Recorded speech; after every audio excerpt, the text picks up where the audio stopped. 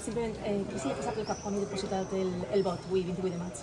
Pues bueno, il·lusió d'exercir un dret que ha sigut tan dur poder-lo aconseguir i que és un verdader luxe, no? Encara que ens parega que és tan senzill, molts països encara no poden votar.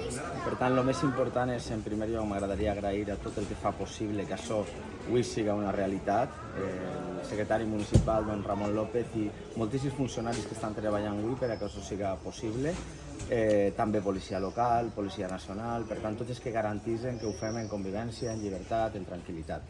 En segon lloc, que pensen en vida real i en la comunitat valenciana. Avui el que ens trobem és això.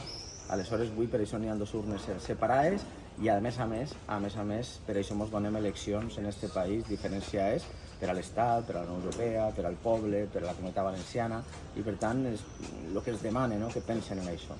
I en últim lloc, pues, també que pensen que això no té garantia, igual que quan compres alguna cosa sí que tens uns mesos per tornar-ho, així quan tirem la papeleta, quan se tancaran les urnes esta nit, si no has anat, has renunciat a exercir un dret tan important.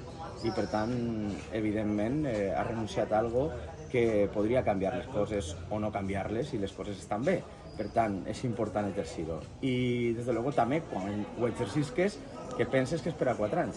Això no se pot tornar. I aquest és el missatge que vull donar. I que participaran. Que vinga, que vote, i per últim agrair també a tots els partits polítics el seu comportament durant tota la campanya electoral.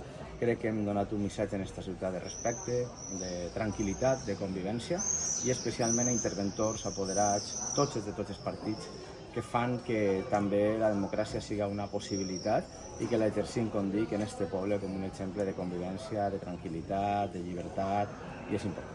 Ràpid, ens s'atreveix a fer-nos una porra? En absolut, i a més està prohibit. No puc fer porres avui perquè seria influint, no? Molt bé, moltes gràcies.